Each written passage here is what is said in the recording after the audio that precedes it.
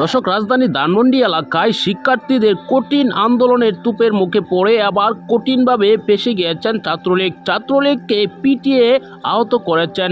ইতিমধ্যে 4টি লাশ সেখান থেকে উদ্ধার হয়েছে ছাত্রলীগের। এই ভিডিওতে আপনাদেরকে দেখাবো সেখানে এখন শিক্ষার্থীরা দখল নিয়েছেন পুরো ধানমন্ডি এলাকা।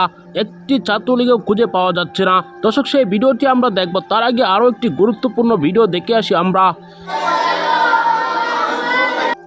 ছোট্ট একটি এতিমখানা, কোমলমতি বাচ্চাদের গোসল করতে সমস্যা, তারা পুকুরে গোসল করে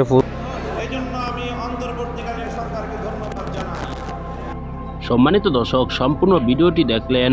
এই ভিডিও সম্পর্কে অবশ্যই আপনার মূল্যবান মতামত কমেন্টে জানাবেন। দর্শক, আপনারা ইতিমধ্যে অবগত আছেন ধানমন্ডি এলাকায় কিন্তু আজকে 15 আগস্ট পালন করার কথা ছিল আওয়ামী লীগ নেতা কর্মীরা এখন পর্যন্ত কিন্তু সেখানে যেতেই পারেনি। তাদেরকে বাধার মুখে ফেলে দিয়েছেন শিক্ষার্থীরা। রাতেই ধানমন্ডি এলাকায় জড়ো হয়ে শিক্ষার্থীরা তাদেরকে বাধা দিয়েছে। তারা কিন্তু এখন পর্যন্ত দেখা যাচ্ছে কেউ সেখানে আসতেই পারেনি। এমনটি একটি ভিডিও ভাইরাল হয়েছে, সেখানে নাকি 4 জনকে পিটিয়ে আহত করেছেন। দর্শক, এই ভিডিওতে আপনারা শুরুতেই দেখেছেন। দর্শক, বর্তমান সময়ে শিক্ষার্থীরা যেভাবে আন্দোলন করছে, তাদের আন্দোলনের তুপের মুখে পড়ে কেউ কিন্তু টিকতে পারছে না। সরকারকে উৎখাত করে ফেলেছে তারা। তাদের কিসের আর ভয়? আওয়ামী লীগ তো দূরের কথা, পুলিশ, সেনাবাহিনী সকলের গুলির মুখে দাঁড়িয়ে তারা সরকার পতন করেছে।